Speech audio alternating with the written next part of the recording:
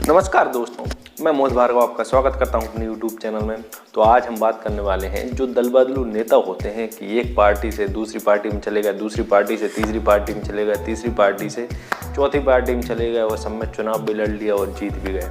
तो ऐसे कुछ नेता हैं, तो उनके बारे में कि वह अपना कैसे काम चला रहे हैं और जनता का फायदा वह कैसे उठा रहे हैं, उसी के बारे में अपन बात करने वाले हैं। तो चलिए शुरू करते हैं। इलेक्शन आते ही इंडियन पॉलिटिक्स किस तरह विभाजनकारी मुद्दों के अराउंड चक्कर लगाने के साथ सोसाइटी को बांटने का काम करने लगती है। इसका प्रूफ है 5 राज्यों के असेंबली इलेक्शन की अनाउंसमेंट होते ही न केवल आयाराम गयाराम की राजनीति तेज हो गई है। आयाराम गयाराम की राजनीति से मतलब है कि जो दलबदलू नेता हैं तो वह एक पार्टी से दूसरी पार्टी में जाते हैं, तो वह आयाराम और गयाराम की राजनीति इसी को बोलते हैं। और एजुकेशन, हेल्थ, सेफ्टी और एम्प्लॉयमेंट के इशूज पीछे दिख रहे हैं। इन मुद्दों की जगह हावी हो रहे हैं जाति, बरादरी, मजहब के इशूज और अगड़े और पिछड़े के सवाल।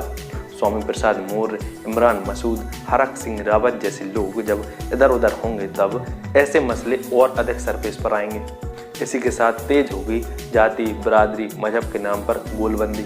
कोई इसे ध्रुवीकरण बोलेगा तो कोई इसे सोशल इंजीनियरिंग के रूप में इंडिकेट करेगा, कोई इसे कम्युनल पॉलिटिक्स बताएगा तो कोई सेकुलर पॉलिटिक्स के एग्जाम्पल के रूप में पेश करेगा।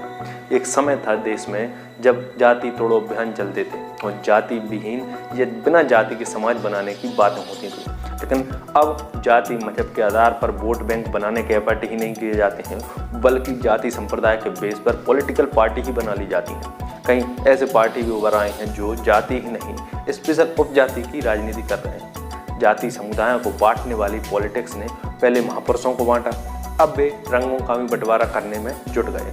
लाल, हरा, भगवा, नीला आदि अब राजनीतिक रंग ले चुके हैं। गायब होती विचारधारा। एक समय था जब हर पार्टी की अपनी एक विचारधारा होती थी और वह क्लियर होती भी थी और दिखती भी थी, लेकिन अब न जाने कितने दल ऐसे हैं जिनकी विचारधारा का कोई अता पता नहीं है।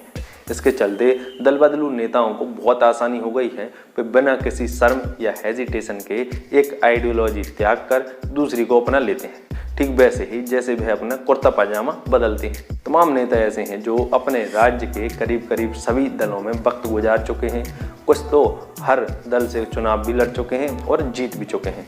दलबदलुओं की इसलिए पोवारा रहती है क्योंकि पॉलिटिकल पार्टी उन्हें गले लगाने को बेताब रहते हैं और वह पॉलिटिकल पार्टी अपने जो डेडिकेशन वाले कार्यकर्ता हैं उनको पीछे या किनारे कर देते हैं और जो दूसरी पार्टी से नेता दल बदल के आते हैं उनका स्वागत करते हैं। तो इससे भी कहीं ना कहीं जो है पार्टी जो है अंदर से कमज़ोर होती है, क्योंकि जो डेडिकेशन वाला कार्यकर्ता है उसके मन में कहीं ना कहीं खटास पैदा हो गई कि मैं इस पार्टी के लिए इतना कर रहा हूँ, लेकिन जो कोई व्यक्ति सामने वाली पार्टी से जिसका अपन ज़िंदगी भर से विरोध कर रहे थे वह अपनी पार्टी में आ गया और भाई सम्मान वह इस पार्टी में पा रहा है जो कि अभी तक विरोध कर रहा था। तो इससे भी फर्क पड़ता है पार्टी की साख पर। वहीं जनता जाति, बरादरी, मजहब के नाम पर उन्हें वोट देने को तैयार रहती। बाद में यही जनता एजुकेशन, हेल्थ, सेफ्टी, एम्प्लॉयमेंट के कमी का रोनर होती है। यह कुछ वैसे ही है जैसे कोई बबूल का पेड़ उगाकर इसकी शिकायत करे कि उससे आम क्यों नहीं मिल रहे हैं। जाति मजहब के आधार पर वोट देने वाले एक तरह से शिकायत करने का अधिकार खो देते हैं कि उनकी बेसिक प्रॉब्लम्स का क्यों सॉल्यूशन नहीं हो रहा है। रंग बदलते राजनीतिक दल, पॉलिटिकल पार्टी अब गिरगिट जैसे हो गए हैं। बंगाल के इलेक्शन के वक्त जो ममता बनर्जी भाजपा के सेंट्रल के नेताओं को भारी बता रही थी, वह अब गोवा की जनता को अपना बताने में लगी हुई है। महाराष्ट्र में जिस शिवसेना ने उत्तर भारतीयों के खिलाफ अभियान छेड़ा, वह अब उत्तर प्रदेश में चुनाव लड़ने की तैयारी कर रही है। अंबानी, अदानी को खलनायक बताने वाले पंजाब के किसान संगठन पॉलिटिकल पार्टी का रूप धारण कर उद्योगपतियों को चुनाव मैदान में उतारने में लगे हुए हैं। इलेक्शन कमीशन ने भले ही यह कहा हो कि क्रिमिनल इमेज वालों को उम्मीदवार बनाने पर इसका कारण भी बताना होगा, लेकिन पॉलिटिकल पार्टीज पर इसका कोई असर नहीं दिख रहा है। इलेक्शन में जाति मजहब को अटेंशन देने वाली जनता भी इससे बेपरवाह दिखे तो हैरानी नहीं। जल्द ही पॉलिटिकल पार्टीज के मैनिफेस्टो सामने आएंगे, उनमें क्या कुछ होगा इसका अंदाजा अभी से लगाया जा सकता है, क्योंकि उनमें कुछ फ्री में देने के लिए बातें होंगी। और यह भी ऐसे समय जब कोरोना महामारी के चलते सेंट्रल गवर्नमेंट के साथ स्टेट गवर्नमेंट की इकोनॉमी भी गहरे संकट में है। एक वक्त था जब साड़ी, सिलाई मशीन, मिक्सी, टीवी, मोबाइल या लैपटॉप आदि फ्री में बांटने के वादे किए जाते थे, लेकिन अब नगद पैसे देने के भी वादे होने लगे हैं। यह और कुछ नहीं, लोगों को गुपचुप रूप से रुपए देकर उनके वोट हासिल करने वाली पॉलिटिक्स से ऊपर का विस्तार है। ऐसी खबरें आने लगी हैं कि नेताओं और उनके सपोर्टर्स की गाड़ियों में से पैसे बरामद होने लगे हैं। है तय है कि इलेक्शन कमीशन जितना धन जब्त करेगा उससे ज़्यादा उसकी नज़रों से दूर रहेगा और वह वोट खरीदने के लिए वोटर्स के बीच बटेगा।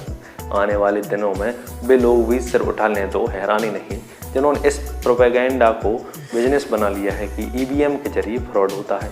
कायदे से पॉलिटिकल पार्टीज़ को समाज को दिशा देनी चाहिए, लेकिन आज के माहौल में यह ज़रूरी हो गया है कि समाज इन पॉलिटिकल पार्टीज़ को एक नई दिशा दे। मुझे उम्मीद है कि आपको वीडियो पसंद आई होगी और यह समझ में आया होगा कि राजनीतिक लोग किस प्रकार से जनता का उपयोग करते हैं अपने फ़ायदे के लिए। और अगर आपको अच्छा लगा हो तो वीडियो को शेयर जरूर करें, जिससे कि और लोग भी इस चीज़ को समझ सकें। अगर आपने अभी तक मेरा चैनल सब्सक्राइब नहीं किया है तो चैनल को सब्सक्राइब जरूर कर दें, क्योंकि मैं मोहित भार्गव ऐसी वीडियो लेकर आता रहता हूँ। तो नमस्कार, जय हिंद, वंदे मातरम। मिलते हैं अगले वीडियो।